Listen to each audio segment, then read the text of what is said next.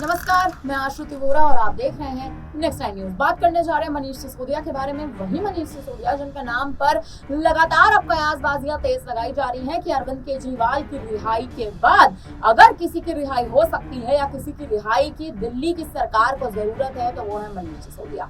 वही मनीष सिसोदिया जो पिछले 1.5 वर्षों से जेल में बंद है।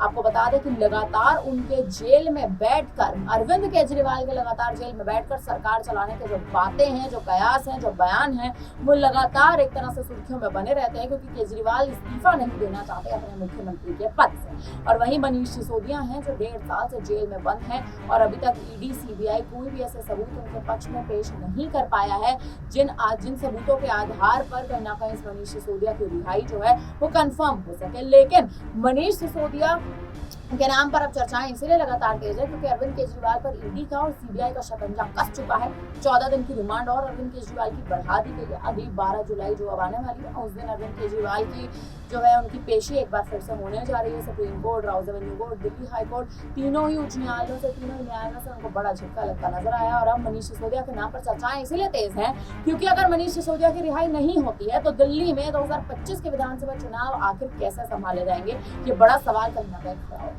वही मुद्दा ये भी है कि लोकसभा चुनाव में आम आदमी पार्टी की करारी हार हो चुकी है, तो आखिर 2025 के विधानसभा चुनाव किस चेहरे के नेतृत्व पर लड़ने के लिए आम आदमी पार्टी तैयारी कर रही है। क्योंकि बता दें कि आम आदमी पार्टी की जो तैयारियां हैं वो अभी तक शुरू नहीं हुई है। दिल्ली में 2025 से जनवरी के महीने से विधानसभा चुनाव की शुरुआत होने जा रही है, लेकिन विधानसभा चुनाव से पहले स्थिति कहीं ना कहीं दिल्ली में एक तरह से बिगड़ती नजर आ रही है। अनुकूल परिस्थितियां दिल्ली में बन चुकी हैं और दिल्ली एकमात्र ऐसा क्षेत्र है जिस राज्य से आम आदमी पार्टी ने शुरुआत की थी अपनी पार्टी का जनाधार कहीं ना कहीं दिल्ली से ही शुरू करा था। आम आदमी पार्टी का जो वर्चस्व था वो दिल्ली में ही कहीं ना कहीं शुरुआती तौर पर बनना शुरू हुआ था। लेकिन अब उसी दिल्ली में जो जनता है, जनता को तमाम तरह की समस्याएं हो रही हैं, आम से आम समस्याएं जनता को कहीं ना कहीं तमाम समस्याओं से एक तरह से निपटना पड़ रहा है। जल की समस्या बहुत उठ रही है दिल्ली में। आप देखिए लगातार सरकार तो गिर रही है, अरविंद केजरीवाल जेल में बंद है, मनीष सिसोदिया जेल में बंद है। जमीनी स्तर पर कोई नेता, राजनेता, मंत्री मौजूद ही नहीं है जनता की आवाज सुनने के लिए, जनता की मुश्किलें सुनने के लिए, जनता की परेशानियां जानने के लिए। लेकिन इसी बीच अब लगातार जो 2025 के विधानसभा चुनाव में चर्चाओं में बने रहने का एक अहम कारण ये भी है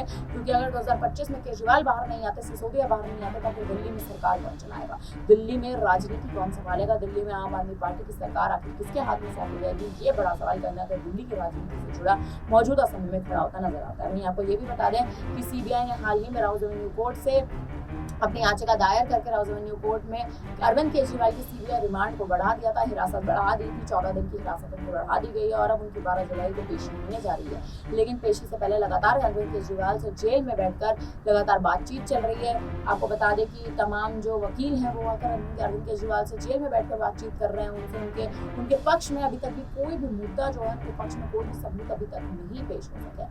अब दिलचस्प देखना है कि केजरीवाल की रिहाई होगी या नहीं होगी। बड़ी बात सिसोदिया को जिस सिसोदिया को जिसने मनीष सिसोदिया को आम आदमी पार्टी कहीं ना कहीं भुला चुकी है, क्या वही मनीष सिसोदिया जेल से बाहर आने वाले समय में नजर आएंगे या नहीं, ये भी एक बहुत बड़ा सवाल कहीं ना कहीं दिल्ली की राजनीति से जुड़ा खड़ा होता है। फिलहाल इस पर आप क्या कहेंगे, आप हमें कमेंट करके जरूर बताएं। बाकी तमाम खबरों के लिए आप बने रहे हमारे साथ, देखते रहिए नेक्स्ट टाइम न्यूज।